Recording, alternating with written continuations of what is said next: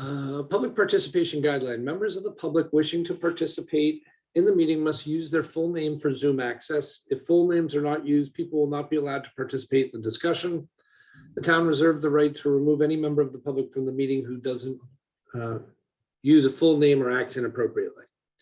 Confirming member access as a preliminary matter. This is Brian Sullivan, Chair of the Affordable Housing Trust. Please permit me to confirm that all members and persons anticipated on the agenda are present and can hear me. Members, when I call your name, please respond in the affirmative. Don Holgate.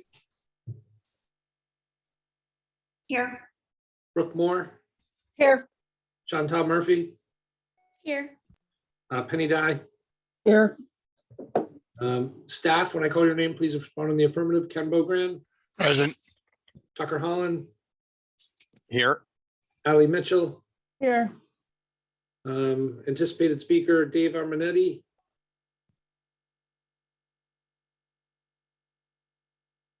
Yeah, he's later on the agenda. We'll catch back up with Dave.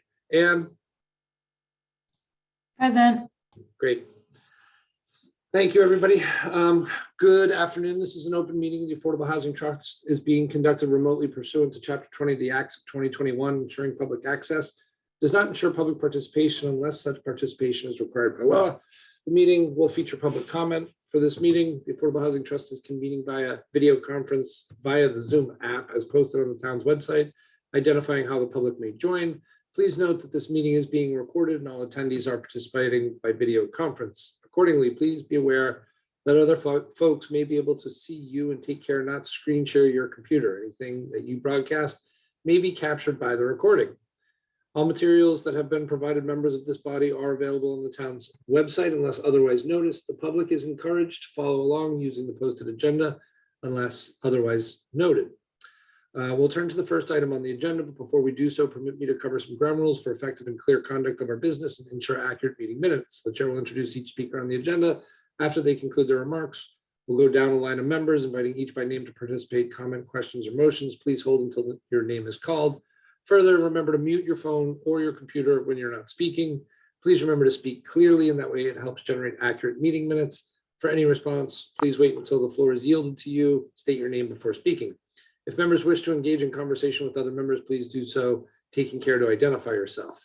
For items with public comment, after members have spoken, the chair will afford public comment to those members of the public who have joined the meeting via Zoom. Members of the public who wish to speak must state their name, be acknowledged, and speak through the chair.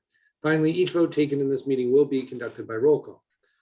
With that, we'll move to the first item on the agenda, which is an approval of the agenda. Is there a motion? So moved. Moved by Penny, second. Second. I'll second. I think Chantal won on that one. By roll call, sorry, everything just moved. Brooke Moore. Aye. Chantal Murphy. Aye. Penny Dye. Aye. Don Holgate. Don may have had to drop off for a minute. Brian Sullivan's an aye. So I think we have enough on that. We'll have a no vote from Don. Looking for an approval of the minutes of Thursday, December 2nd. Ali, was everybody that is here? Except for Chantal. Okay. So I'm looking for a motion, or are there any comments, additions, changes, or discussion on the meetings from Thursday, December 2nd? So, Go ahead, Brooke. Brian, if Chantal can't vote, that means we don't have a quorum for that one. Right. Don, are you back?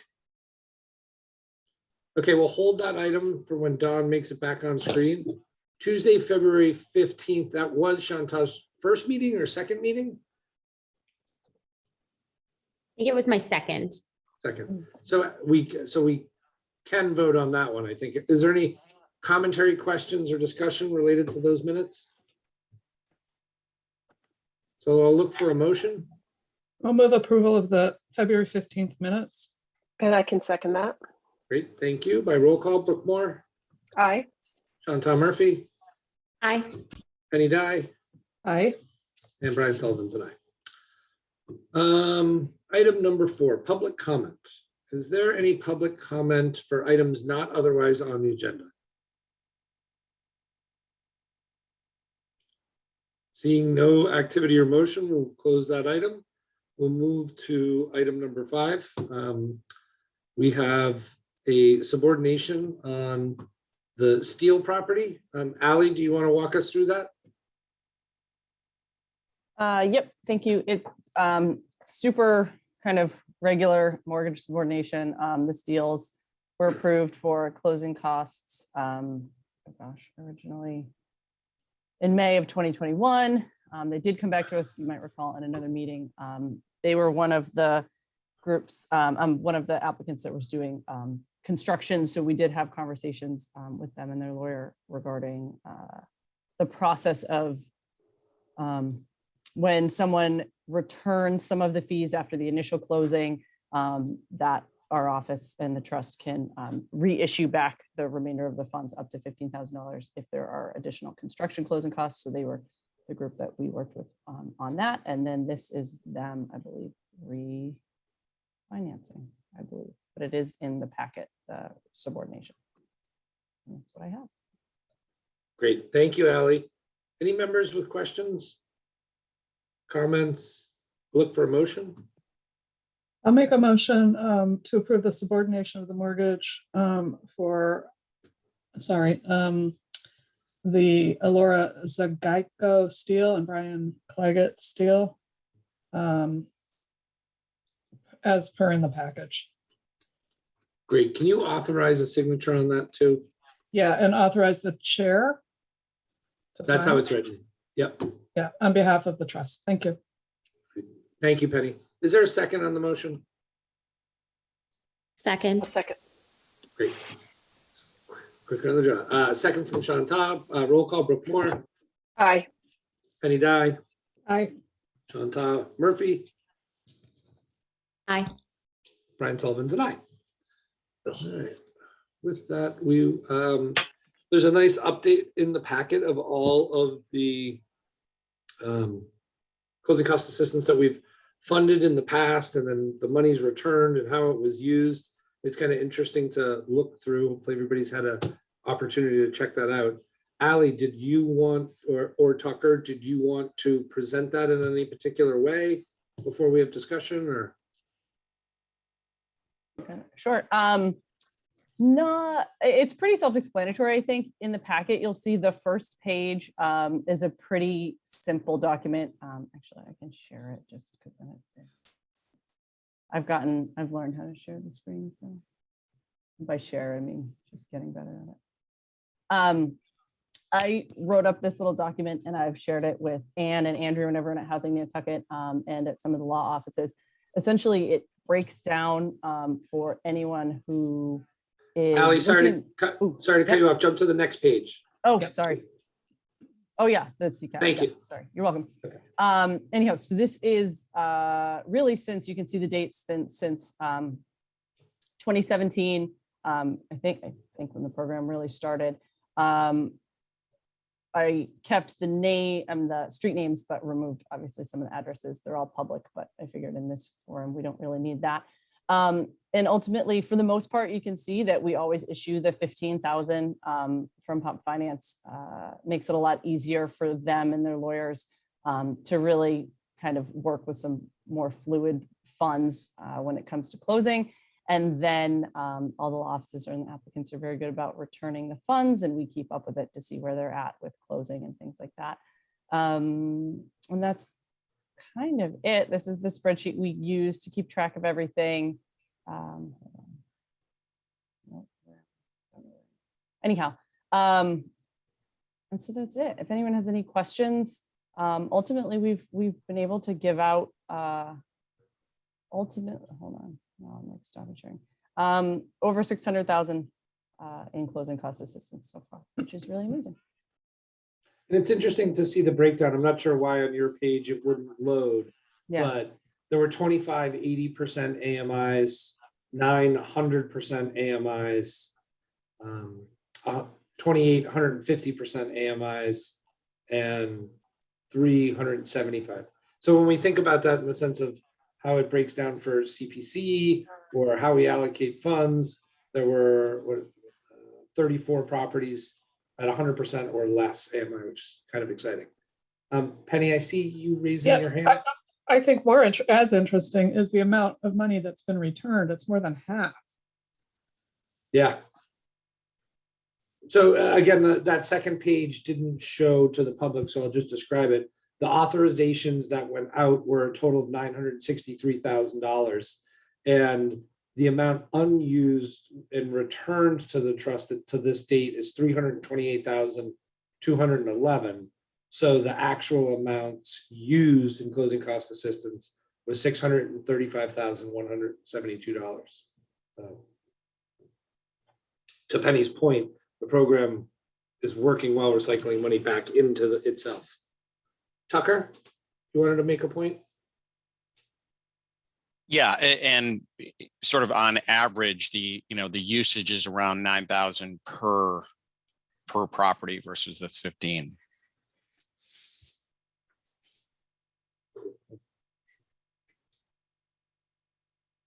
Anybody else want to cover anything on that? Brooke? I just saw this and was thrilled. I mean, I know I get a charge every time we do one of these, but to see them all on a list just feels really good about the breadth of assistance of this program. Agreed. Okay, with that, we'll close this item and we'll move on to, we'll give the floor to Ann for an update at 31 Fairgrounds. Sorry, did I catch you on your heels there, Ann? Well, my colleague, Billy, has Here he just is. arrived, He just arrived. and he's got some exciting progress reports for us. Slow and steady, we're winning the race here. So Billy, to you. So Yeah, Billy, you just arrived as we were moving kind of quickly. We just got to the 31 Fairgrounds update, and I just opened the floor to Ann, and she's passing it to you. I was furiously trying to text you while driving that my microphone was not working on my iPhone. My apologies. I could hear everything. It was very frustrating not to be able to say anything. In any event, yeah, some progress has been made. This is obviously baby steps. We have 2 of the foundations in. There has been a great deal of excitement. We had a significant amount of curiosity and real enthusiasm by members of the public coming in to check or asking if they could come in to check things out and what was going on and so on and so forth. And everybody that is unaware, these are atypical foundations that are going in here. It's an old method of building using styrofoam blocks filled with concrete, kind of like big Legos, but it has come quite some ways. They're extraordinarily energy efficient and will go a long way towards this net zero program that we're working towards. They're interesting. They're fun to put together. Enough about that. We have another trailer up in New Hampshire right now as I speak, being filled up. They should be down here by the end of next week, and we'll probably start digging another couple of foundations in the rear of buildings 2 and 3 the following week. These first 2 buildings, 1 and 8, are on track for the end of this month to be, the end of April to be delivered. They're going online at the factory April 4th. And what else? Last Tuesday, we received unanimous approval. In fact, it was put on consent, the landscape plan by the HDC. And there wasn't even any discussion about it, which is completely contrary to how things had been in the past. And I thought that was a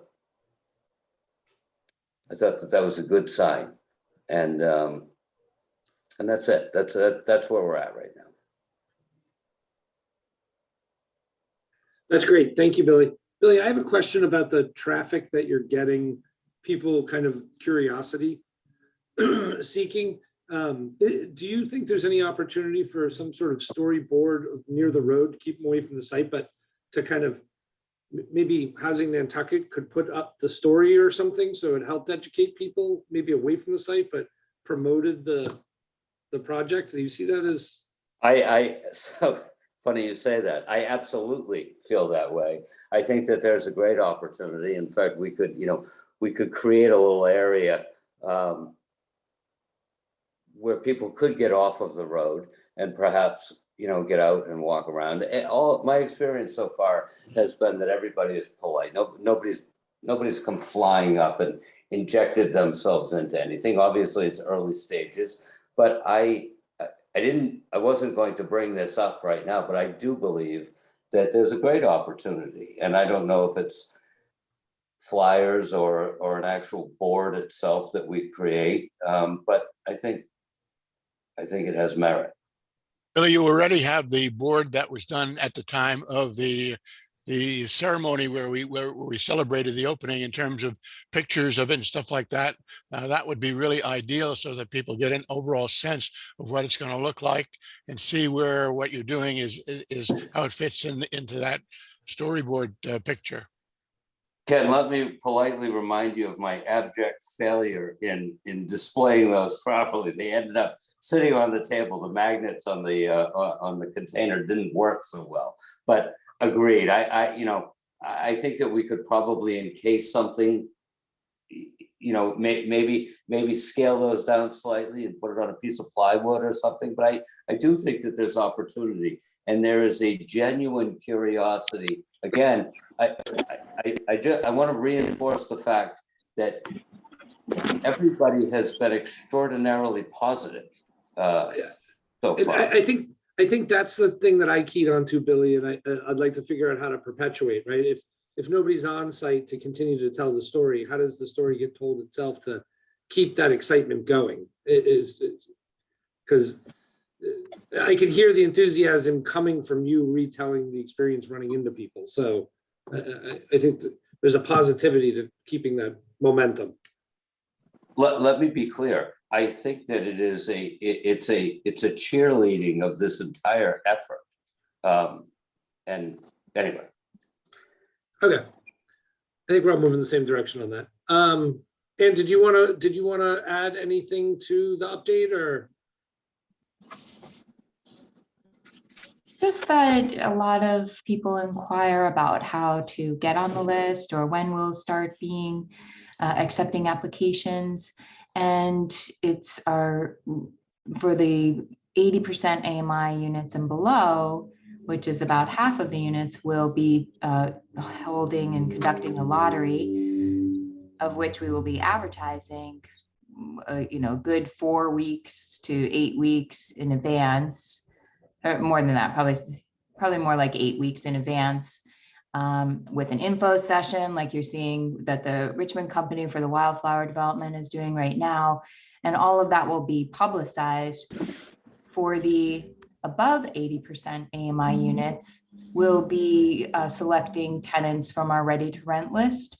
So we just encourage people to complete the ready to rent application and keep in touch with our office and look at our newsletter and follow up,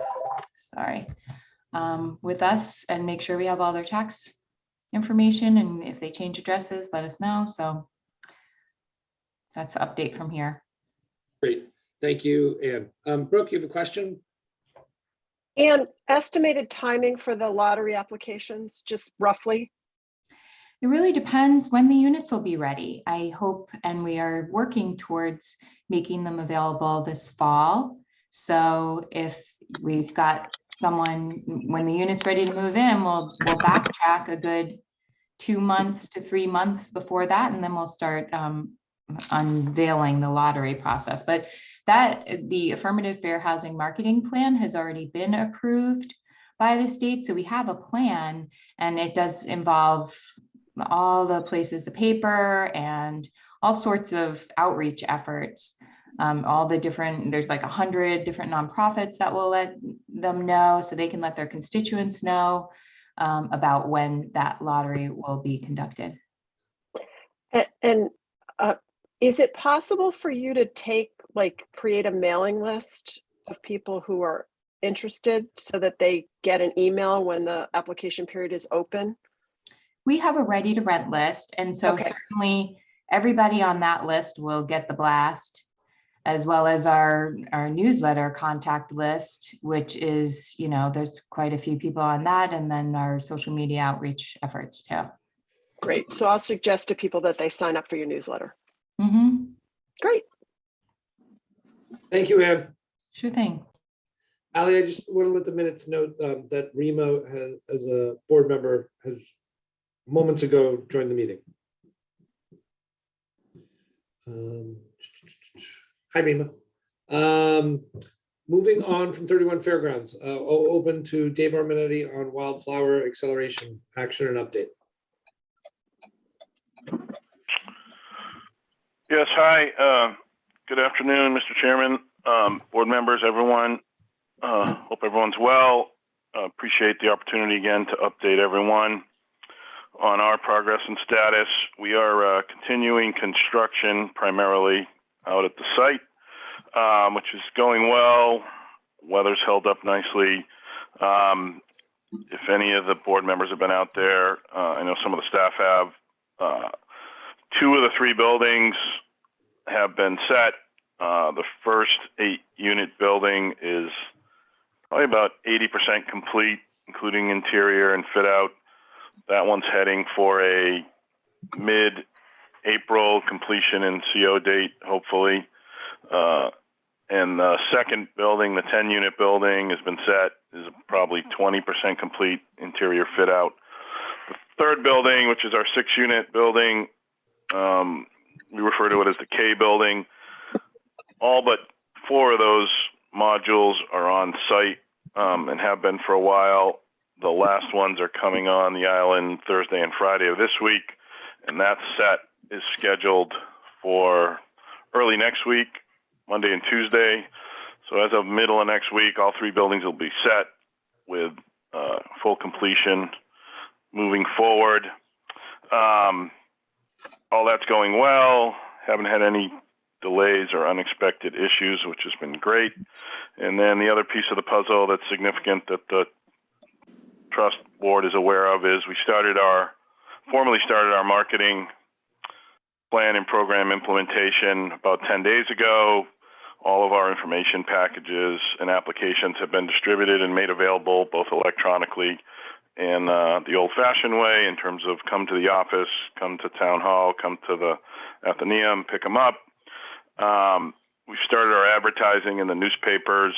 I think our main ad in the INM is this week, and then there's one another couple weeks out. We try to do 2 locally, and the ones in the other major regional newspapers that are required on the mainland are all happening in the next week or 2. Our application deadline is still weeks out in mid-May.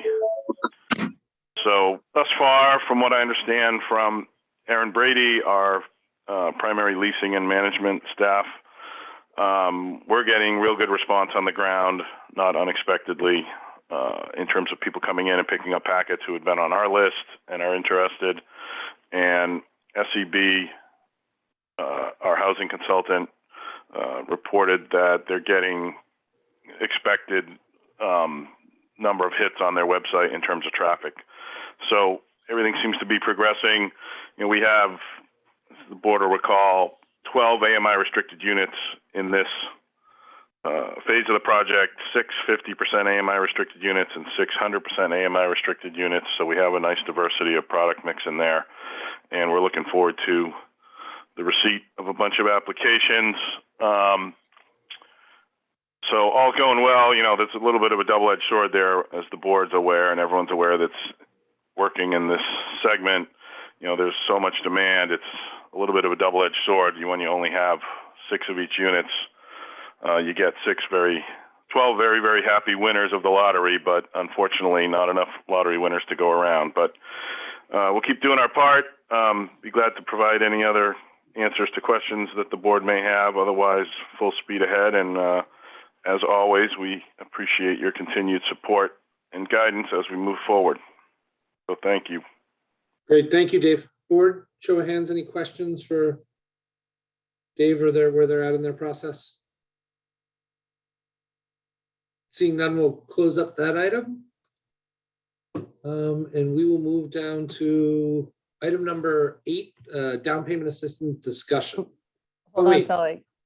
We have to Go take ahead, a Ally. vote. Sorry, we have to take a vote on the Estoppel agreement that is in the Oh. packet for Richmond.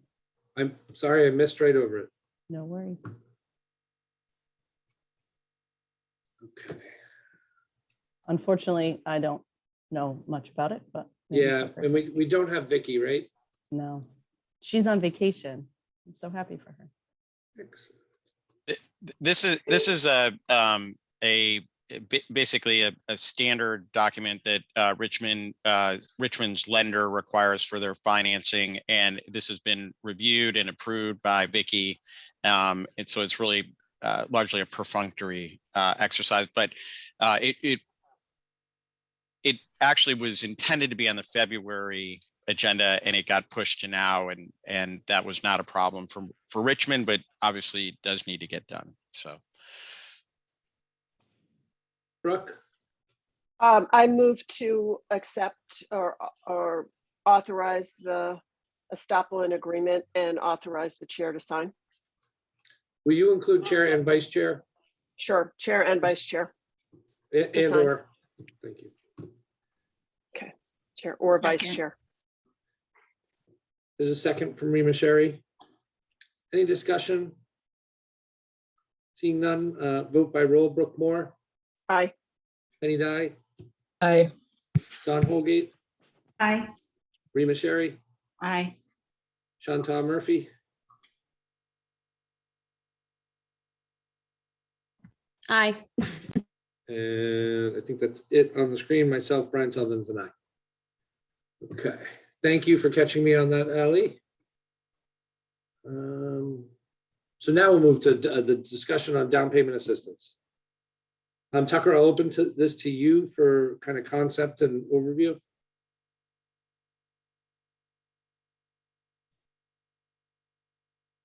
Sure. Thank you, Mr. Chair. So as the board knows, the concept of having a down payment assistance program that has been something that we have been thinking about for quite some time. There probably have been a couple of obstacles, if you will, to considering it before this time. One is simply funding. The sources of funding that we have had available to us up until this point have largely been focused on the subsidized housing inventory and safe harbor and rental, actually. Now there is an article on the town meeting warrant this year, Article 20, which does contain monies that are intended to be geared toward ownership opportunities for year-rounders, which is one of the select board's key goals under their housing strategy in the strategic plan. So there are several different efforts going on, as you all know, with regard to home ownership opportunity, a formation of a land trust on Nantucket being one, but this may be a separate program that the trust would like to consider, dedicating a certain portion of funds toward.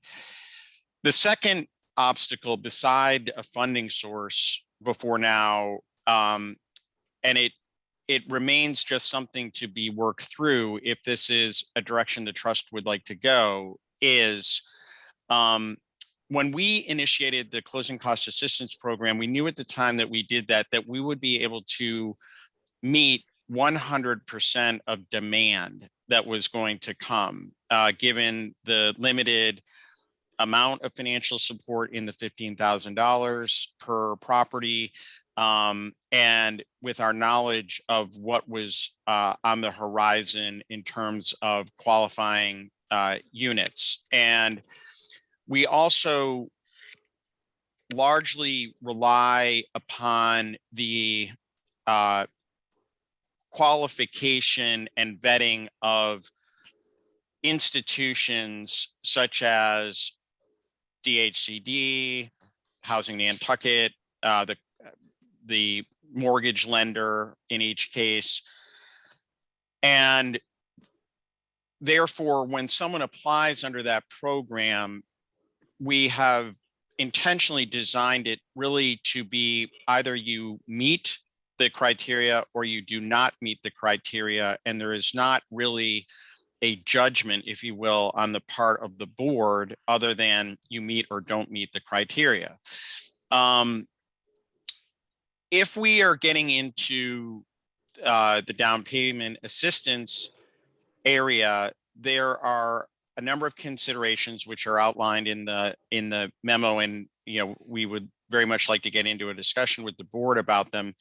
But if we are getting into loaning amounts that likely would need to be in the $50,000 or $100,000 order of magnitude to be making a difference to folks and giving them the opportunity to purchase a property, we are probably not going to be able to meet 100% of demand. We are going to need to determine how we award the opportunities. And to some extent, we may need to get a bit more into what I will call the underwriting business than we formerly needed to consider. I guess I'll leave it at that at this point, and I'll turn it back to you, Mr. Chair, to kind of direct the discussion. Great, thank you, Tucker. So I'm just going to open it up to the board itself for questions, comments, and thoughts. So I'll go to Penny because she's got her hand up, jumping in first. Yep. Thank you, Brian, through you to Tucker. I somehow thought that Article 20, the funding for that was geared towards housing town employees. Specifically, is that true? Specifically toward housing town employees? No. Yeah. The Article 20, that's not anywhere in that article. That is not geared, let's say the focus of that article is not around housing town employees. Okay, thank you. So yeah.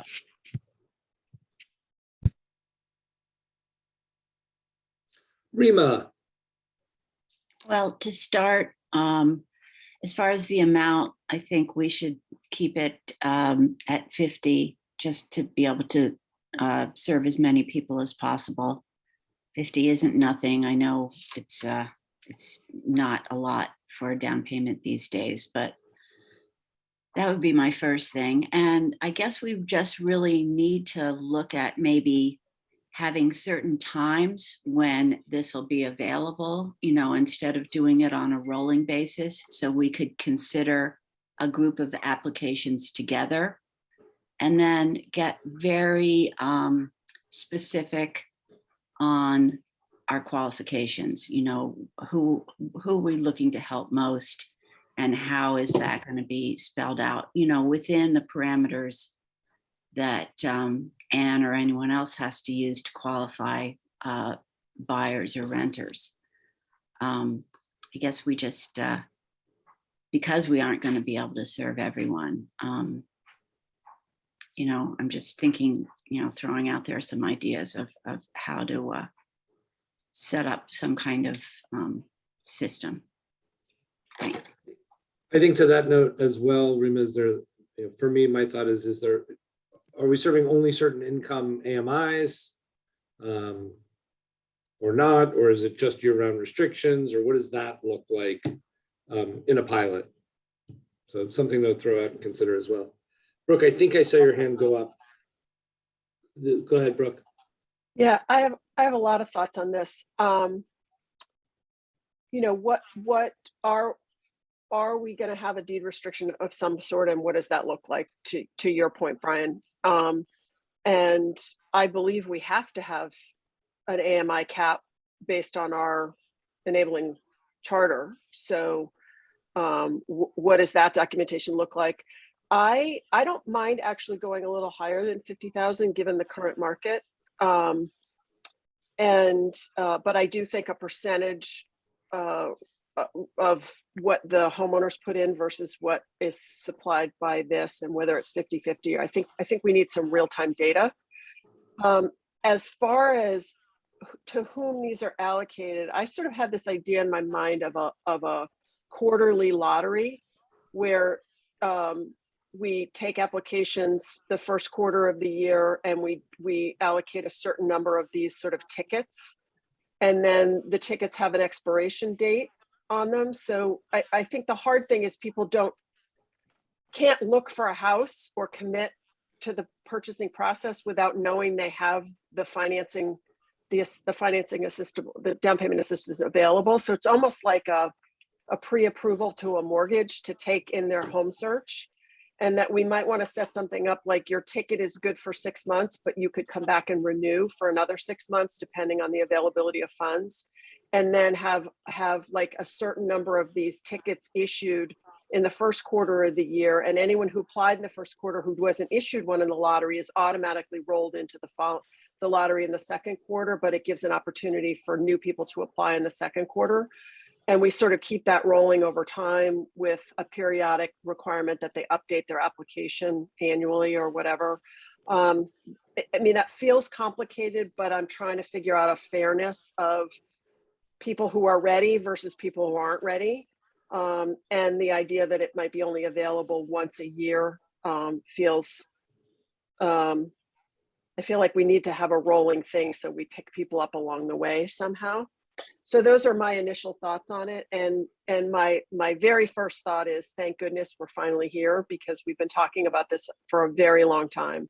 And I thought about REMA and how many times we tried through other grant programs and so forth to get this off the ground. And I'm really, really glad we're here. Thank you, Brooke. Other members?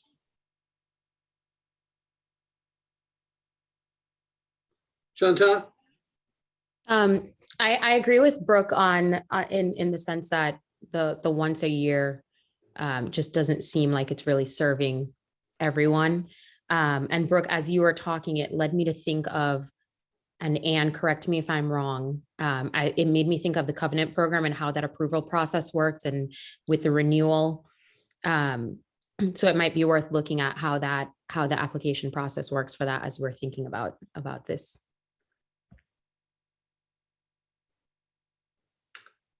I wonder the early phase, I think that we need to have a conversation with or some banks to see at what amount would be a tipping point for them to push off a loan that the buyer wasn't invested enough. So if it's 50-50 on a, are they going to go basically 95% loan to value, or what the case is? So I want to make sure we start that conversation with multiple banks early as qualified lending sources for these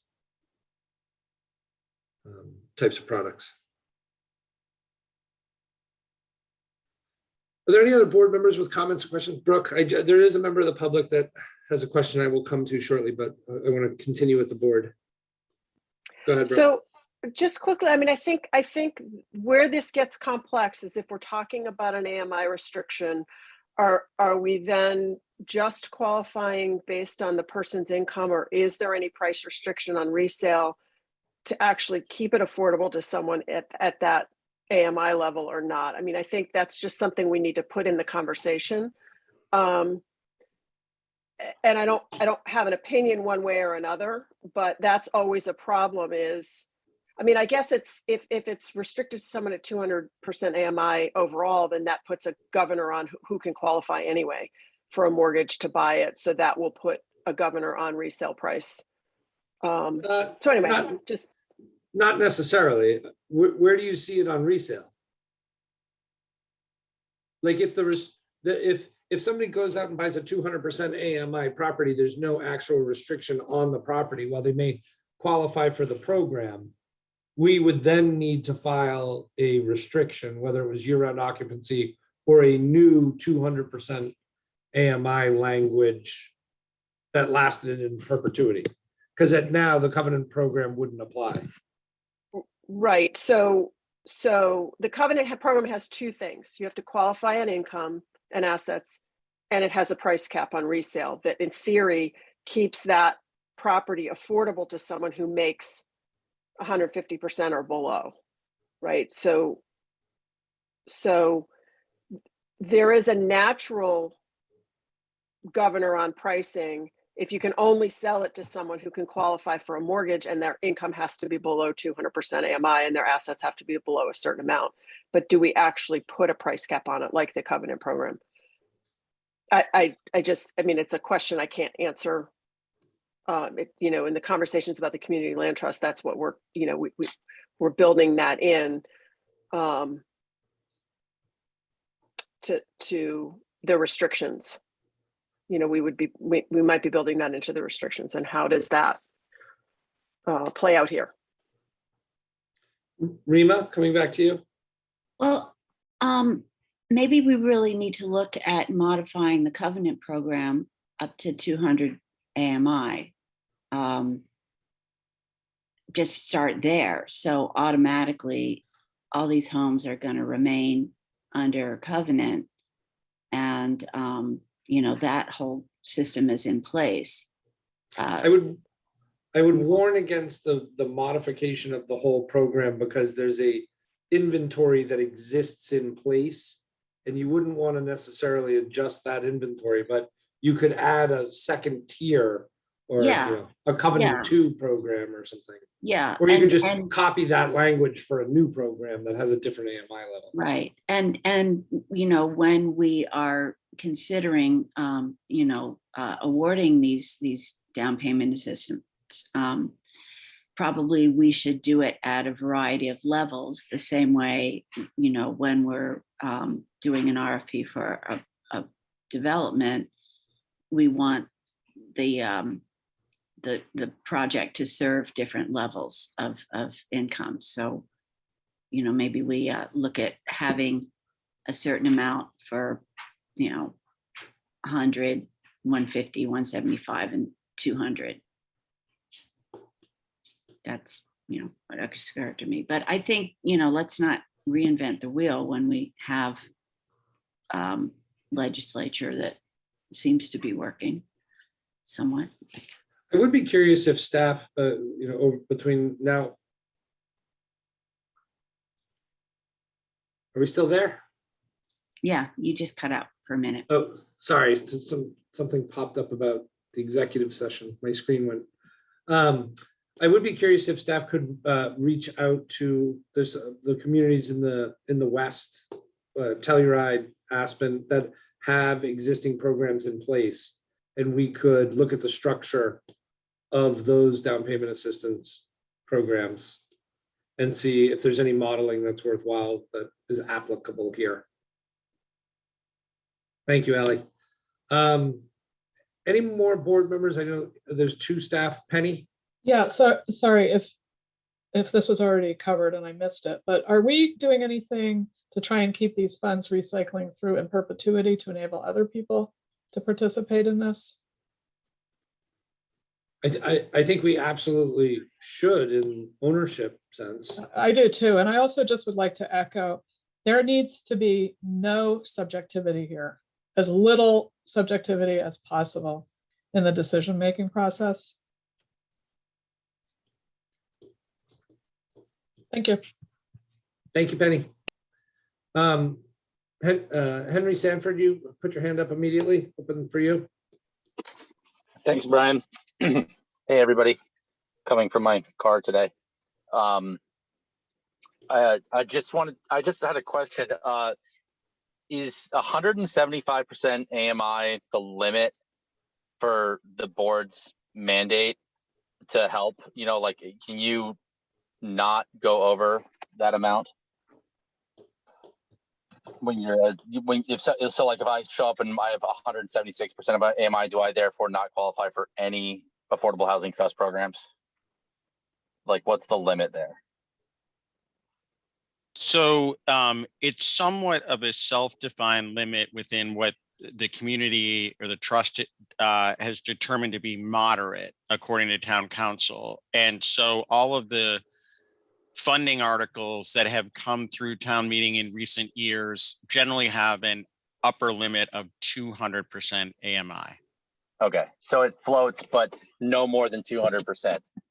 So there is, Henry, on the warrant this year, actually, the housing bank legislation, which we have, voted on numerous times and unanimously supported numerous times. There are a couple of modifications that we're adding to the legislation this year. One is to increase the upper limit to 240, which would match what is done in Aspen, for example. And secondly, there's a provision that basically says if one of the statewide enabling pieces of legislation were to get passed versus our home rule petition, that this would act as our raising our hand to opt in under those bills. Okay. So that just a follow-up comment would be I think, if with these limits of AMI, you need to, I think, then reverse engineer what the housing cost burden is, so like each target property will then propose a certain housing cost burden depending on the debt and the utilities and the taxes, right? So and I believe if my calculations are correct, that, right now you cannot, if you buy, in order to afford a $2 million house with an 80% mortgage, you need to be making, I think it's like 275% of AMI, right? So that could help, that could be one way for the board to help, down payment assistance, is to kind of look how it might affect that. And then the other thing, in terms of, I think there's the flexibility is great, but if you think about the land bank and how they do exemptions for first time buyers, there's a time limit on it. So if you sell the house within 5 years, you owe the land bank the full 2%. And maybe the board, when designing these programs, could consider something like that, just to be flexible. I think there's other ways to lessen that cost, or just to, dare I say, lobby the land bank to waive exemptions for all, year-round resident primary first-time buyers. It's pretty. I just went through one, and even with the exemption, it was still $16,000 for a house that was like 1.7 million. So that was for a year-round person. So that was, pretty. That's a lot of money, I think. If you can get it those fees, it's not everything, but it's certainly something that I think catches a lot of people by surprise. So those are my comments. Thank you, everybody. Thank you, Henry. Anne, a while ago during the conversation, I think you put your hand up. Yes, thank you. I just wanted to see if you all had considered the universal deed rider as a solution as well, because just for example, there's a resale price multiplier in there that you can adjust for really whatever price point and target AMI that you're looking to serve, so that it's as effective and as affordable for that next buyer as it was for the initial buyer. And that's what we use at the Richmond company, the 175% AMI workforce units and the Sachem's Path units, just different tiers of affordability. And the other benefit to the universal deed rider is that you can get a mortgage from one of, a lender that's not just one of the local banks, which is, great, but that is a restriction of the covenant program. It's a portfolio loan in general that would lend on that. So you might be opening up more lending options for people if you use that model. So just wondering if you all had considered that, rather than tweak the covenant program to fit this maybe the universal deed rider and amending the deed rider in any way that might be suitable for this program could work. So I don't know that we have to this point, Em, so I really appreciate you bringing it to the conversation. I think it would be helpful if you sent over what you were using for the 175 units at Richmond for then Ally to be able to distribute to the members to take a look at. Yeah, town council actually developed that. So we certainly can send that over because it's already been tailored for the 175s. Yep. Tucker, I see Tucker shaking his head affirmatively too. So he's probably got his hands on it and we'll have him distribute it. Go ahead, Tucker. Yeah, Ann's correct. Town council developed that, so we can definitely share it with the group. I wanted to, Mr. Chair, just mention that we have in the audience gentleman Nate Scott, who is an employee actually of Ocean Spray and has been able to work remotely during the pandemic. I'll let Nate tell his story, but he loves Nantucket. He's one of those folks who is trying to figure out a way to stay here and have an opportunity to own a home. And with that, I just want to introduce Nate to the discussion. Great, Nate, floor is yours. Welcome. Nice to meet you guys, and thanks for letting me listen in. And thank you for sharing your wonderful island with me. This was my first winter here. I've done summers, through college. I graduated with a agricultural science degree. I'm 25 now. I've been with Ocean Spray for a few years. And during the pandemic, I had the opportunity to work remotely, and I figured, where did I want to be? And the answer was here. I know a lot of good people on the island, and I like to help the community where I can.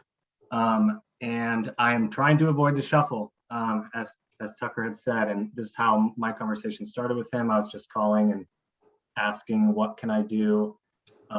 Who can I talk to? I was on the paddle courts. That was something that I took something home with me. I had never played any sports that I've played out here on Nantucket, but paddle was something that got me through the winter. And I met a lot of good people there, and they pointed me in this direction. And I found the Covenant program. I applied. I make well under the AMI. I think I'm at 60 or 70%. And it's just me, 25-year-old single guy. I'm a dying breed. But I went through the entire Covenant process. I was accepted pretty easily. But then when I got through the loan application, I didn't realize that there would be an 11% down payment associated with a Covenant loan. I have a small property that I bought in my early 20s near Worcester, just to kind of get by, because I had a feeling housing was going to get crazy in all of Massachusetts. And so I refinanced that property in order to use my FHA loan again, in anticipation of this.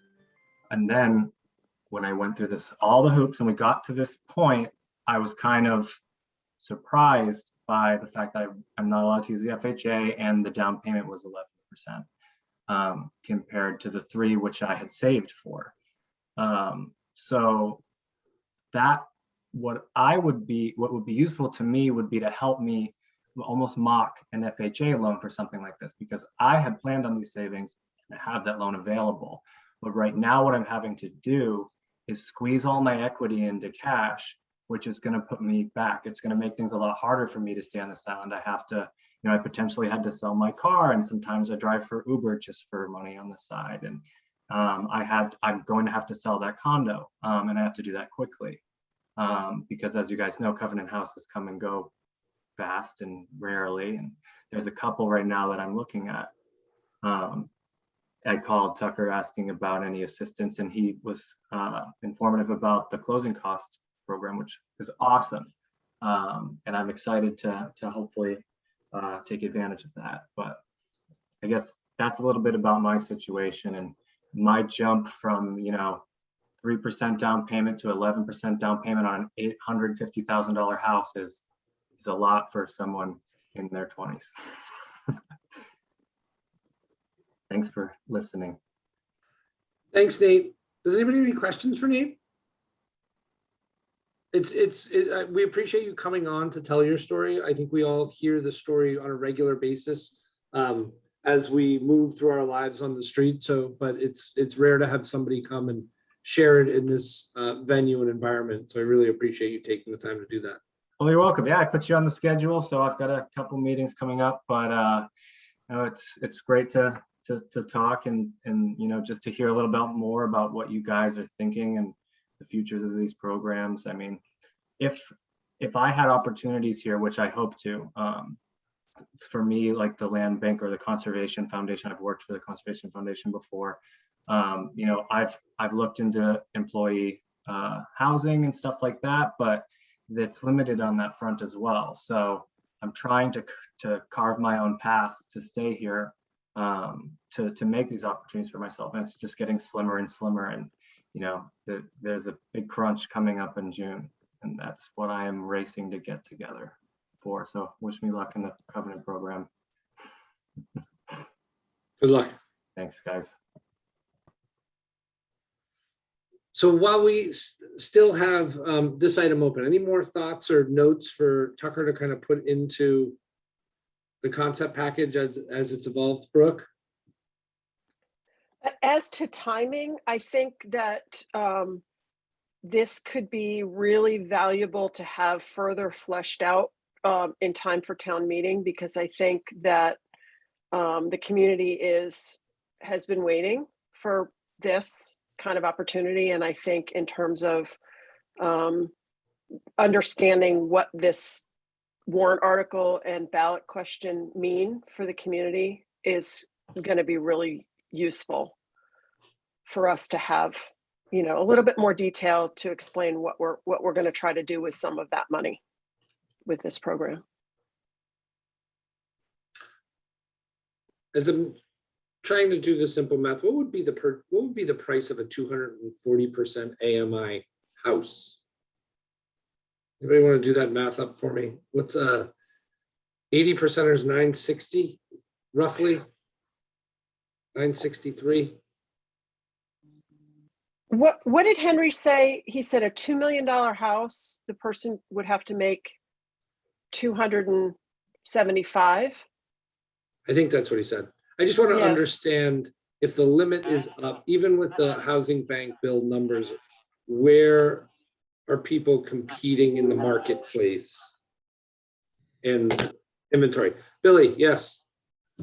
Yeah, Brooke, through you, Mr. Chairman, I understood Henry to say 275% of AMI, not 275 Gs, and there is a significant delta between the two.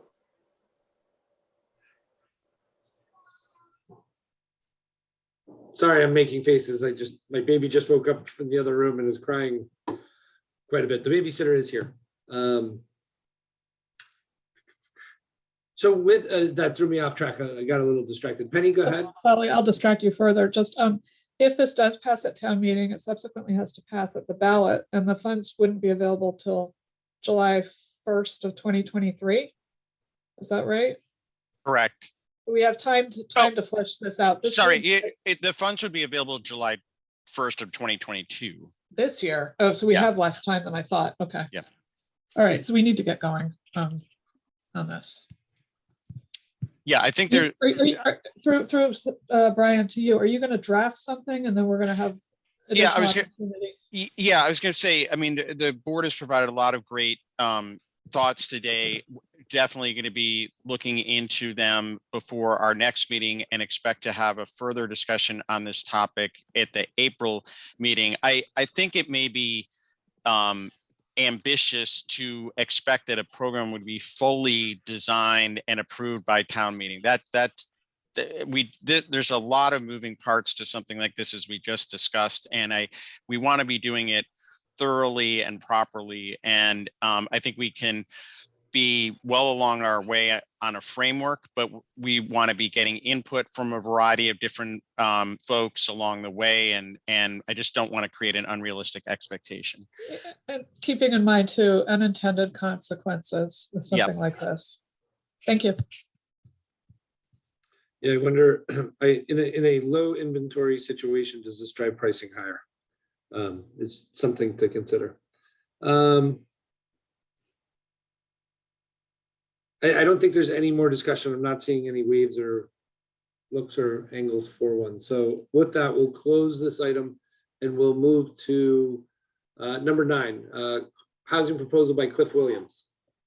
Cliff, I'll open to you with the note that I guess a few days ago, we had once spoke to Cliff a while back about some property over in Surfside. He's back now with a presentation with a little more information attached to it. And the floor is yours to kind of give us the full rundown on what your look is. Thank you, Brian, and board and Tucker. Yeah, I think it was October since the last time we met. And I was under the impression that we could meet again in January and then speak about putting plans together. Unfortunately, the planning board wanted the plans done before then in order to give their recommendations for a town meeting in order to support Article 63. So I was made aware of that in January, that we had to do something. So they couldn't give us the recommendation I wanted. So I met again with the NPE DC, I think 2 months ago. And obviously I got together again with Tucker. They're looking basically for a positive recommendation from this board to move forward to try and do something with this property, develop it for mainly, I guess, the unserved individuals, couples, and small families. So I came up with a quick plan. Maybe it's just the first stage. I don't know if you have the plans in front of you. On the right-hand side, it shows 5 houses at the size of about 20 by 30. And we can hopefully produce these things with the help of Affordable Housing Trust or any other organization that wants to work with us. Oh, sorry. And put together something. And the main thing too is I know the Skyline community is concerned. So we talked about this a while back with Andrew to cut off the access to Skyline Drive and bring the road back through what was Kim Dave, but is now Harvey, into the Richmond group. And that way, maybe that would be more conducive. And it would only limit the Skyline traffic to bicycles and a walking path. So, like I said, I put this together pretty quick because we wanted to be able to present this at town meeting, and we needed a positive recommendation, I guess, first from this committee to pass on to the planning board, and then they would hopefully also sponsor this for a town meeting. And like I said, I was hoping we could meet in January and come up with a plan together, but we can still kind of do that, but we need to, I didn't want to miss the opportunity for this year's town meeting to make this all happen. Cliff, just one question that I'm unclear on. You're looking for a positive recommendation on what warrant article? Because this proposal 63, which is Okay, takes the lug 2 into R5 or commercial network neighborhood, which I believe would allow also for rental properties if we wanted to, if the board wanted to go into not just ownership, but or I guess a rental situation, which was recommended by Andrew Vorse. Okay, so to be clear, you're here today to look for us to make a positive recommendation on Article 63 to change zoning. And you're suggesting that this presentation you're delivering would be something you might do if the zoning changed. Correct. And I think like we talked about, it was initially back in August with Andrew and Tucker. It was it's more like a Monomoy village where the young gentleman was just on earlier talking about trying to get into a house. And I think this is a perfect opportunity, this model right here for like a single person or just a couple or a couple with a baby, that they could break into the market with the, it would be a turnkey situation where we go in there and put the road in, put the houses up, and then through the help of Affordable Housing Trust, whoever else could help, we could get these things around $1.1 million proposal right now, depending on the the lumber costs. And that's for a one-bedroom house, is that? Well, As and I then read the also proposal. it's got a walk-in basement, and also upstairs you could add a dormer, or as that is right now, I mean, there's a lot of room in there for 20 by 30, but right now the simple plan I put together was a one bedroom. But like I said, it's got the unfinished basement and unfinished upstairs. But we can work with that. Like I said, I put together something really quickly so we could see just what we could get for that kind of money, hopefully, and start with first phase. Right, so with that, I'll open it to board questions, comments for Cliff. Yeah, ahead, Brian, Penny. I really have a question for you, not for Clifford, but we haven't made recommendations on articles in the past, have we? I don't believe we've ever made it on a citizen article. On a citizen's article. All right, Correct. well, I do believe we've made them on town sponsored articles. okay. All right, I am not comfortable supporting an article that's going to change zoning. Myself, I'm speaking for myself. Thank you. Okay, thank you. Brooke? I would say, I mean, Cliff, I read through your proposal and I think it's very clever, the idea of a partially finished house to make it more affordable to someone at the early stages, but give them the opportunity to expand into the unfinished spaces. I think it's a really great concept. We can't sponsor, I feel we can't sponsor anything that doesn't come with a plan for deed restriction and AMI restriction, and there's nothing about that here. And so I think you're ahead of yourself a little bit on asking for our support on a zoning change with no commitment or lock-in to this having an affordable component built into it. Right. I was suggesting from the very beginning that it be 100% affordable. I don't want to sell any lots to anyone else. I wanted to work with the Affordable Housing Trust and the town with its employee housing for the whole project. So that's what I guess I was looking for from in January, that I guess we never got together because I was aware that we had to have all this together by January. I'm open to anything as far as the covenants, restrictions. I'm trying to make the whole project affordable housing, I guess is the term. So that's why I presented it to you back in October. I'd have to look back on the presentation, but this is just a public-private partnership for the housing for Nantucket. I'm trying to work.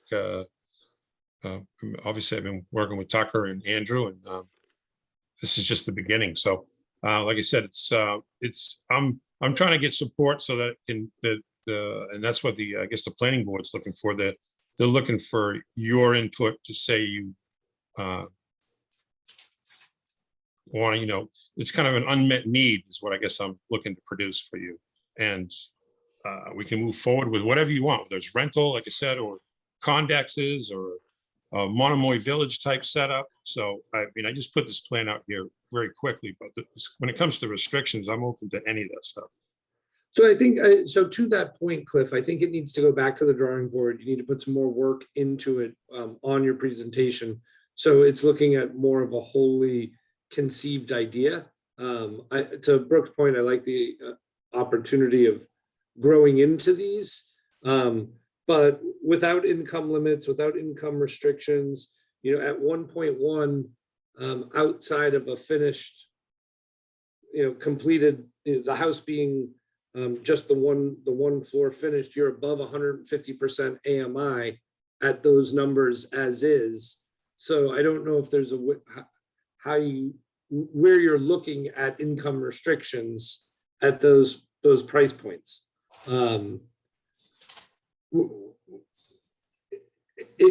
The overall concept I appreciate. I like the Monomoy Village model. I like the size of the units. I believe that the community is in need of those, but what's in front of us in this proposals, it seems to be missing a lot of nuts and bolts on programmatically how it's going to work and what it's going to look like and how it's going to fund out, to be perfectly frank.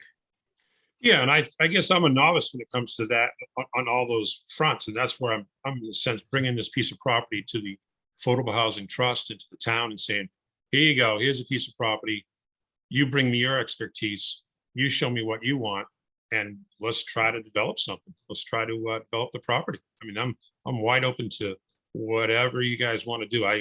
I'm not, like I said, I'm a novice when it comes to the different monies and who pays what. And but here's a piece of property. I think Ken Brogran brought up the point the last time we met. There's only 4% of the property left on Nantucket to build on. So where are we going to get the property from? Here's a piece. You know, so I'm wide open to whatever suggestions are. I'm just trying to get this thing to move forward so that we can get to town meeting and you can put whatever restrictions you think you might need as far as it all has to be affordable. That's fine with me. I'm all for that. Have you recosted the road development expenses going back towards Richmond? Yeah, the Richmond group, I think, is still responsible for bringing certain utilities down through Clay Street, and under the planning board's commitment, by the December 23rd, the road is supposed to be given to the town, and they're supposed to maintain it and do the maintenance on it going forward after that. So if you see the map, I don't know if it shows it, there's Harvey Road actually comes into the property as it stands right now, just sticks in. So I believe all the utilities are accessible through that area. Have you done kind of had an engineered plan drawn on this at all yet for road and utilities yet? No, I have not. Okay. Like I said, I would endure that expense into the properties with, you know, electrical, sewer, water. The water was delivered, even though the Richmond Group's supposed to bring it down Clay Street, it was already delivered from Skyline Drive due to the PFAS problem. So there's a connection right now from Skyline onto Clay Street, which changed the whole dynamics of the property from when I bought it the last year, where it had no water. And what's your intention on the other piece of property on the What other would side be of the road? Well, the same thing. It's going to be for affordable housing. Yep. So I'm looking for your recommendations. Me and Tucker and I looked at it. I mean, I've done some construction up in New Hampshire where they do units of 4 condos connected to each other.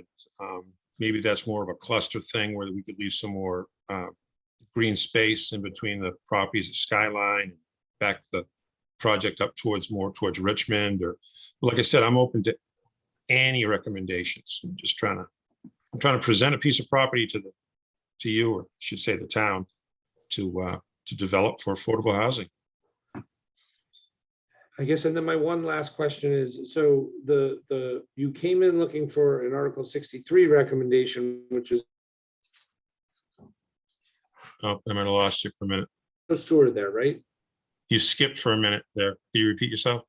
So you came in looking for a recommendation on Article 63, which is a zoning change, but Right. you will also need a sewer district change, right? There's no sewer there?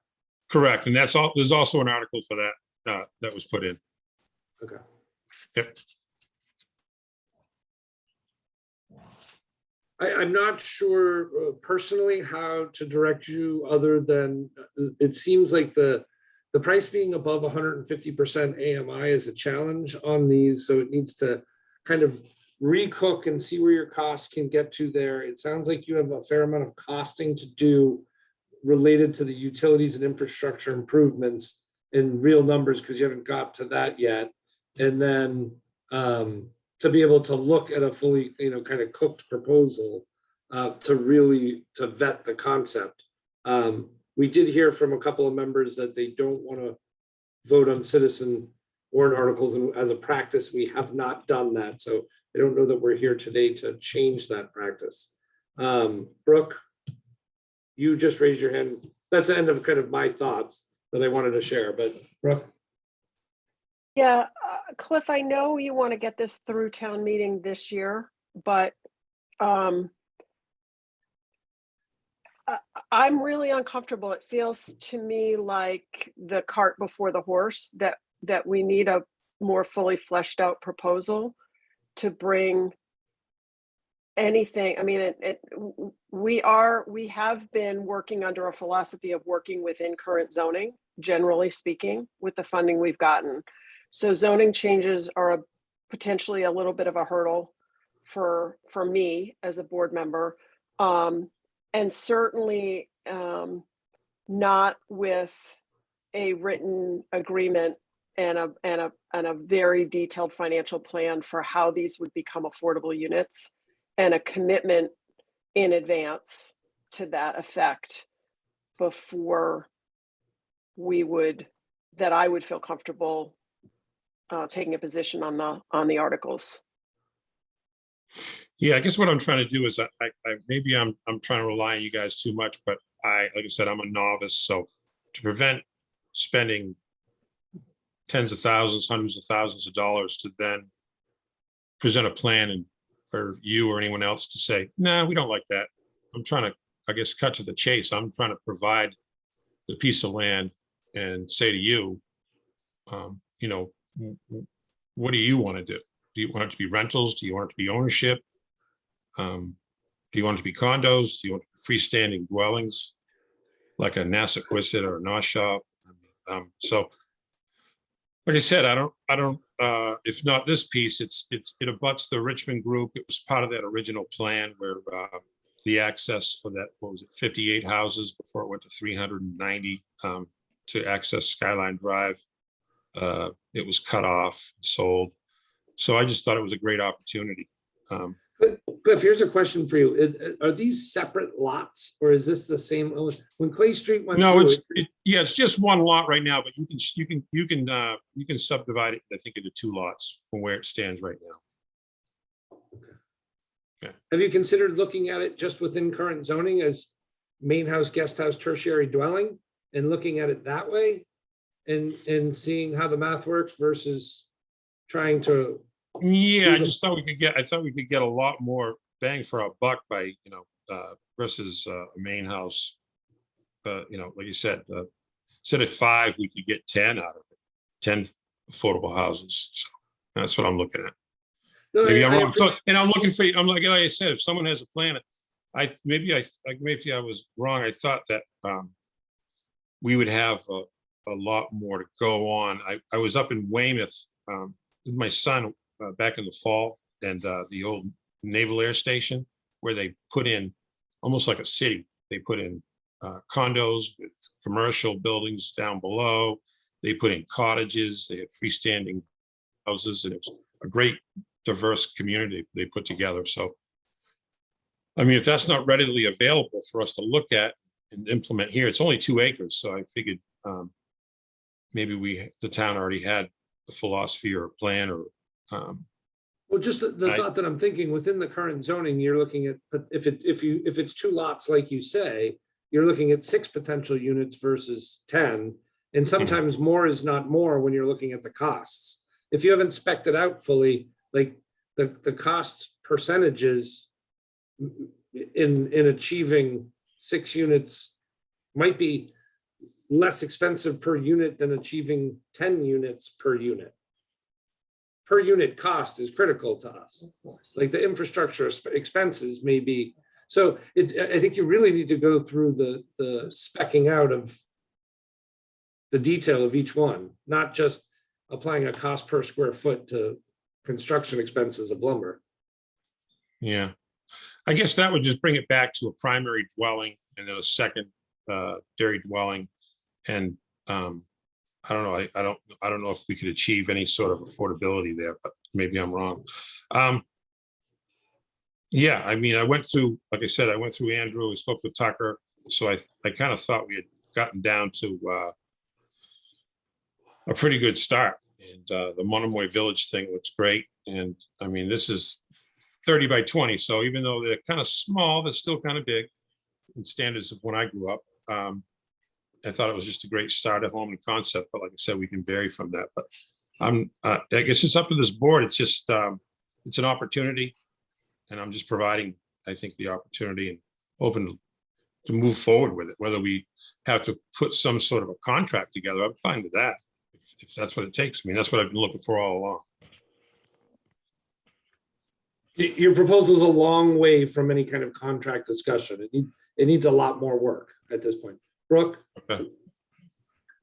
I mean, I don't know as an alternative suggestion, and you would have to work the numbers out to make sure that this didn't end up being a loss for you, but maybe committing to put a deed restriction on all of the units built on the property if you get the zoning change, and an AMI cap on every unit developed on the property, then you are making a commitment. You're putting a restriction that if this property gets rezoned for greater density, that no matter who owns it, whether it's you or anyone in the future, that they would be subject to those deed restrictions, as opposed to a specific development concept, an overall deed restriction, and then see what the voters at town meeting feel about that. I don't know that I would vote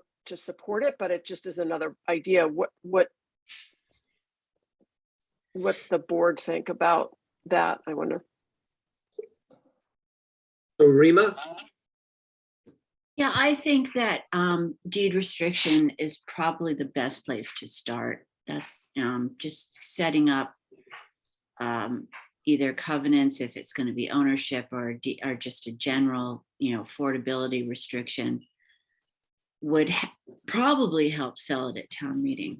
That people would know, yes, this is going to be for affordable housing no matter what, because I intend to, I'm committed to making this affordable in perpetuity through the deed. So, as we were talking, that's for me, that would be the starting point. So I agree with Brooke. Penny? Yeah, I think through you, Brian, to Clifford, doesn't that become a question of math? I mean, if he needs to get a certain return on his investment, those prices are going to be higher than any AMIs any of the existing ones are going to be able to qualify for, right? So I think it's a math problem as well. Thank you.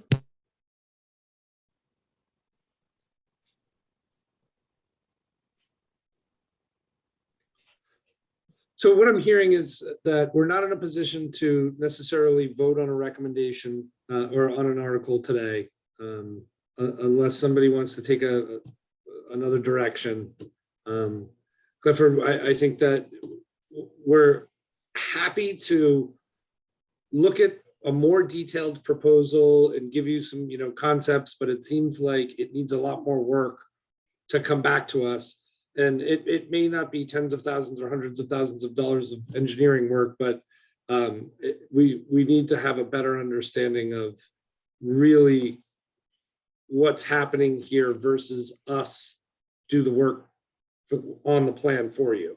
Well, I'm not asking for you to do the work. I'm trying to get direction from you. If you say it needs deed restrictions, maybe we need to reverse engineer it. Maybe we have to start with that and then move backwards to say, okay, if it's going to be a public-private partnership, or you're going to subsidize the houses, and what does the price have to be? And you know that better than I do. That's where I say, I'm coming in, I have a piece of land, I'm willing to use it for that purpose. And like Ken, I go reflect back to Ken again. If there's only so much land left in Nantucket, how many people are walking up to you and saying, hey, here's 2 acres of land, let's do something? I don't know, maybe there's a lot.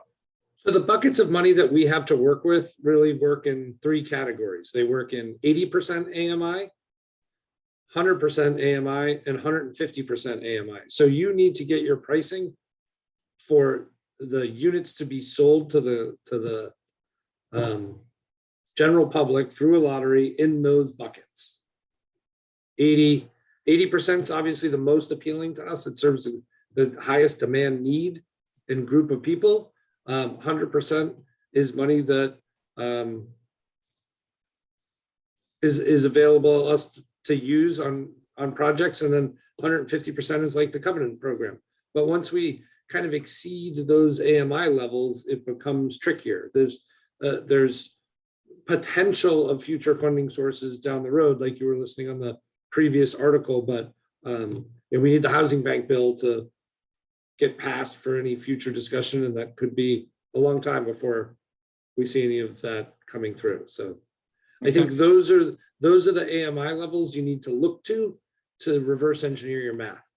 Brooke? Okay, do you want to meet this week? I mean, I don't want to lose an opportunity at town meeting. I mean, it's not over till it's over, but if we could sit down, I'm not sure how long it would take to just do just that and figure out whether we could get something together before April, before the planning board meets again.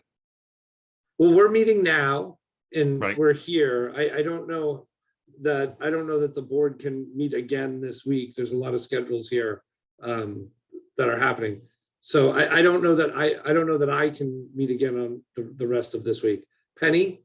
I was just gonna say, couldn't Clifford work with staff and about the math?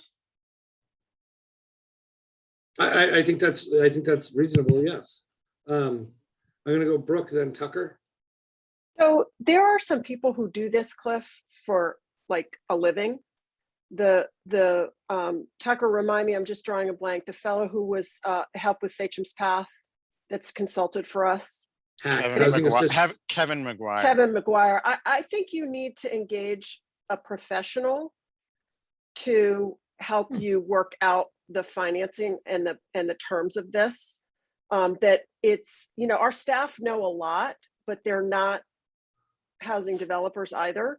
And I think that someone like Kevin or someone can, for relatively short money, can give you the professional advice you need to flesh out a proposal that has more teeth than what we're seeing so far and more detail. That's a great recommendation. Thank you, Brooke, for thinking of that. Tucker, did you have a follow-up? Or is that the direction you were? Well, yeah, I'm happy to connect Cliff with Kevin to the extent that Kevin has time coming up here. I mean, he is a professional and would, I think, probably need to be compensated. But I just was going to say, just to back up a little bit, that Cliff had come and said, he has this secured this property. He is interested in having it serve the year-round community, and which we, always would say that's terrific too. And so we did meet a few weeks ago, where I encouraged Cliff to get together, with professionals like we're talking about who could help shape, the proposal so that we really had something complete to look at. I mean, there are areas here that we can't necessarily advise on, like what kind of return is Cliff looking to make and so forth. So, our experience has been, a developer, we'll use 31 Fairgrounds as an example, teams up with a housing agency like Housing Nantucket, and together they do their math and come and make a fulsome proposal to the board to consider. I think I know that Cliff is very well intentioned.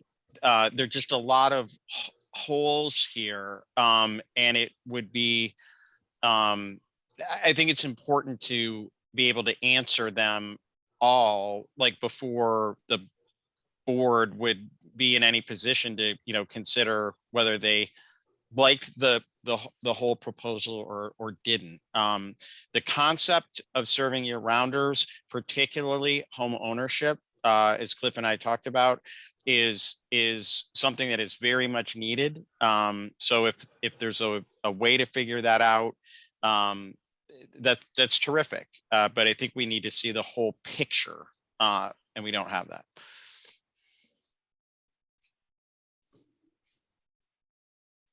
Okay, so with that, Cliff, I'm hopeful that gives you enough information. Tucker can put you in touch with Mr. McGuire, and that we can revisit a future plan. I don't know that the timing is going to work as you're hoping for town meeting, but if it does, that's great. And At the moment, we need to look at something a little bit more robust to move it along. I appreciate it. Thank you very much for presenting the opportunity to us, and we look forward to seeing its next iteration. All right. Thanks. Okay. Item number 10 on the agenda, the transfer fee bill update. Tucker, I'm going to turn to you for this. Sure, Mr. Chair. Again, a lot of activity happening. Actually, the Boston Globe just agreed today to publish an op-ed from several folks involved in the effort in an upcoming edition. There's a lot of work being done behind the scenes by our consultants with legislators and trying to figure out the path to a transfer fee being passed that obviously our interest is, that includes Nantucket. It's good that Boston has gotten so heavily involved in this area. But as we all know, we don't want the train to be just having Boston on it. So Allie has been doing a terrific job collecting stories from year-rounders. We've been, I think, averaging around 20, 25 a week, and we would encourage anyone who has a story to share that a legislator may find compelling to please reach out to Allie or I and share that in whatever form is most convenient to them. We're fighting the good fight. So the Mass Association of Realtors is fighting it vigorously on the other side. But apparently, it is a big topic of conversation at the State House, we understand. Nice work. A lot of progress on that. Like a lot of effort. Penny? A lot of effort for years. Through you, Brian, to Tucker, can you recap what the schedule is for this session of the legislature and what happens if it doesn't get momentum before the end of the session? So some key dates coming up are the statewide so our own home rule petition has been reported out favorably by the Revenue Committee. The statewide enabling legislation is still before the Housing Committee. They gave themselves an extension on that and a number of other bills till May 9th. So that's sort of a key date coming up here. The formal legislative session ends July 31st. And basically that is the end of the session for anything that would be, have any, call it controversy associated with it. In order to pass an informal session between August and December, it has to be by unanimous vote. So one vote can bring down a bill.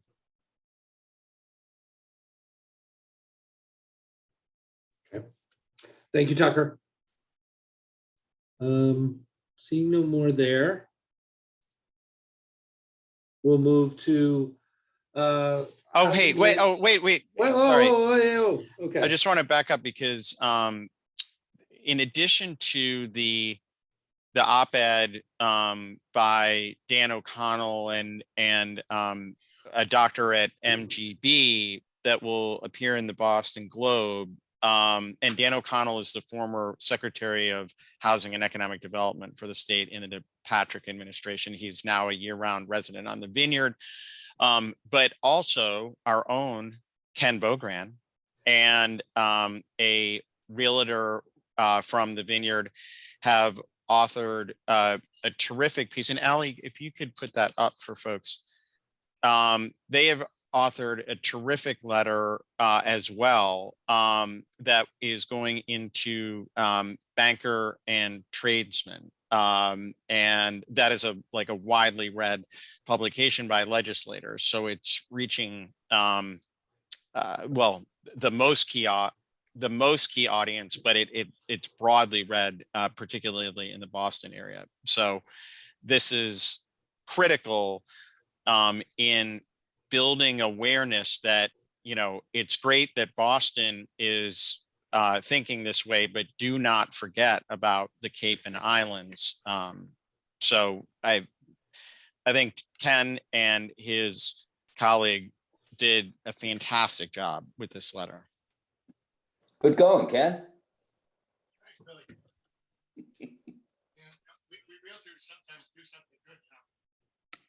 The pen is mightier than the word, or than the voice, Ken.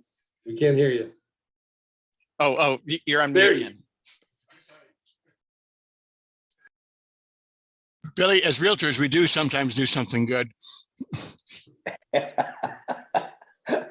I'm on your side. You know that.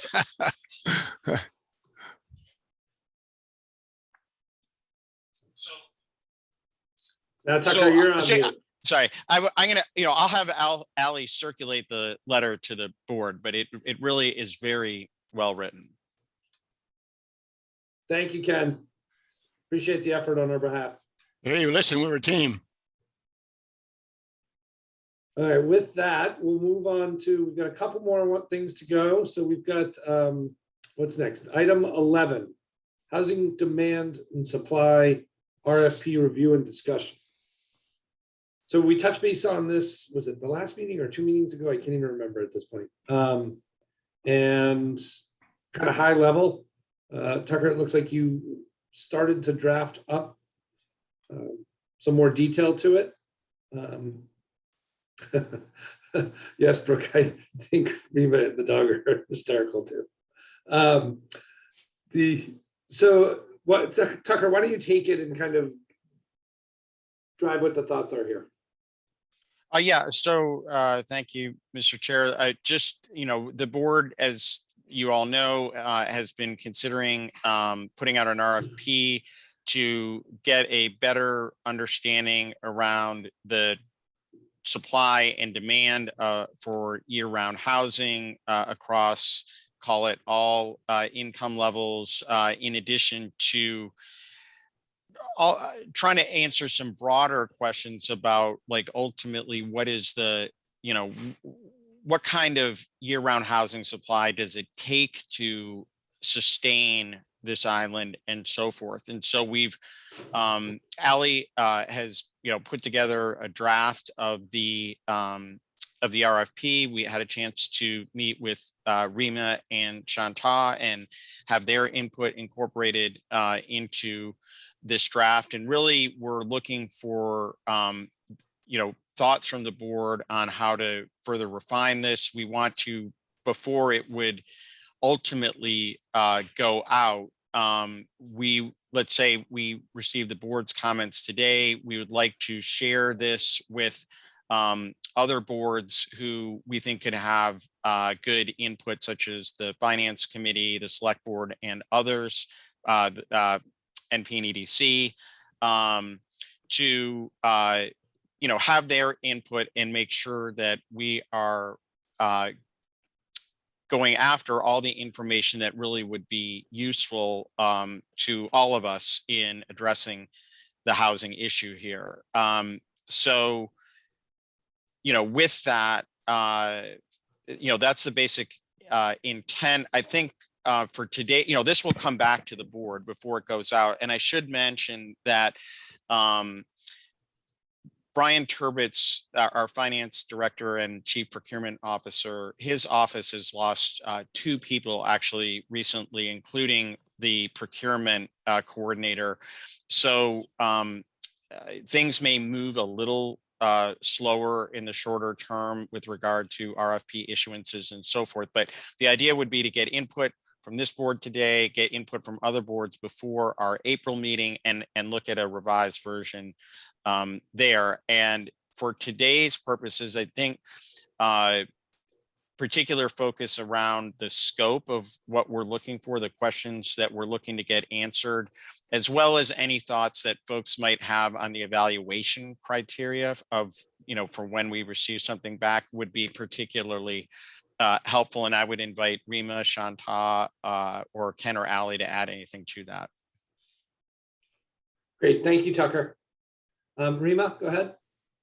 Yeah, if the page that's labeled development objectives pretty much covers the scope, and we had a big discussion about that and added some things, but I think we'd love the rest of the board's input on that portion, anything anybody wants to add or change.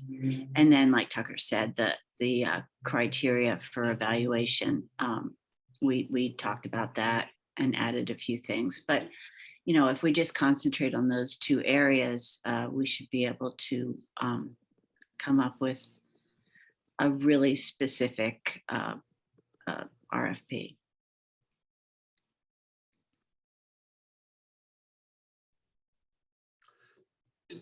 So anybody thoughts or comments on that? Do I see everybody? Brooke? I like the direction of this because I think I'm starting to conceptualize the information we need is about how our housing supply fits into the economic sustainability of Nantucket. And that is the bigger question that really is beyond the Affordable Housing Trust even.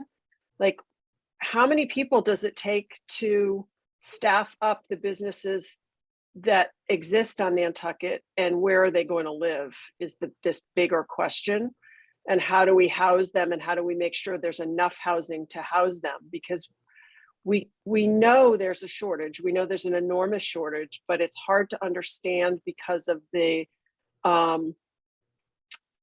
fact that a lot of people live in conditions and situations that are not transparent to the community or to us in general about how many workers are here working. And so the phenomenon that I'm seeing related to that at the moment, Brooke, is how fast that businesses are driving up the pricing in the marketplace in both residential homes for sale and for rent, in seasonal rentals in the period of the last 45 days. And it's drastic and it's dramatic, what they've done. I am no longer concerned one bit whatsoever at all about an STR taking up opportunities in its businesses that are capturing housing stock out of the community and the price and driving the price paradigm. Like it's shocking to me on a daily basis in my professional aspect. So the economic factor of what it takes, I couldn't agree more. Penny?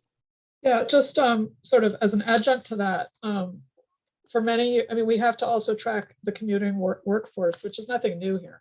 This has been going on for a long time, but it's a workforce that supports businesses here. Mm-hmm. I think it's important that we make the scope of this project large enough and include outside of the demand of affordable housing, which was kind of our focus before, but it's truly a housing conversation. And how does this RFP also meet the desires and needs of the select board and what they're trying to achieve with year-round housing and town employee housing, and how does it affect I never get it right, the NEPDC or NEPE? NP and EDC. NPE and you said it. Nantucket Planning and Economic Development. Brian, think of it this way: NP, no problem. NP, no problem. And EDC. No problem, EDC. Thank you. I got it.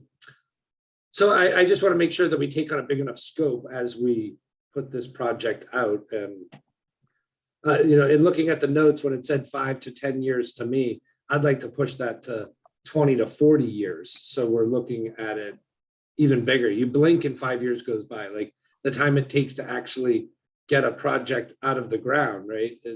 6 FGR, by the time the keys are in door, it's going to be 10 years. So,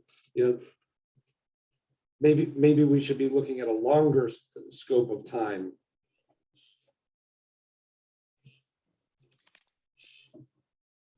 Well, we're looking at 20. I saw somewhere it said 5 to 10. I know that's what I keyed it on to. Yeah, the second to last bullet, and we are asking about commuting workers as well. We'd like that included. So I think if everybody can just take a look at it this week, those 2 sections, and send in suggestions, that would probably be the best thing, and we can move forward, and staff can talk to other departments, because they may very well want to get in on this and help out. Awesome. Nina, thanks for the effort into it so far. And Shanta, I'm not sure who else helped Tucker pull that together. I think Tucker's on the move. He may have just transitioned to a mobile device. With that, so if everybody get their notes back this week, that'd be awesome. And we'll move on to other meetings, other business, upcoming meetings, Tuesday, April 19th, 2022. It's not opening day, is it? Allie? Thank you, Sully. I just want to see if we can go back and vote on the minutes from December 2nd, 2020. Oh, good call. Nice save. Move to approve. Is there a second? I'll second it. Okay, so Penny Dye by roll call. Aye. Chantal, I'm having you abstain because you weren't at that meeting. Rima Sherry, Aye. Brooke Moore, Aye. Don Holgate, Aye. Brian Sullivan's an aye. So there's that one. Board comments. Are we open for any board comments? Yeah, well, are we going into executive session? I'm planning on it. There's a link. Sully, I just conferred with Tucker. We do not have any items that we believe are necessary or ready for executive session. So we had that reserved in case some things that we were working on had blossomed, but they have not blossomed. So I do not believe that there is any need for us to be able to recuse and go into executive session today. However, spring hopes eternal. So maybe next time. Right. Okay, so with that, we'll go back to open business. Next meeting, Tuesday, April 19th, 12:30. Was today's time consistent? Worked for everybody? Seeing no objections? It was okay? Yeah. I convinced myself it was at 1 because somewhere in my head. Well, your puppy loved it. Great quality time for the puppy. I had asked for 1 at one point, but I can live with 12:30. Okay. All right, I'll so I'm make a not hearing. I was just going to make a motion to adjourn. All right, so jumping ahead of the line, Penny has a motion on the table. Is there a second? I need to go right now. Second? Second. Okay, so by roll call, Penny Dye, Aye. Tom Murphy, Aye. Rima Sherry, Aye. Brooke Moore, Aye. Don Holgate, Aye. and Brian Sullivan's aye. Thank you, everybody.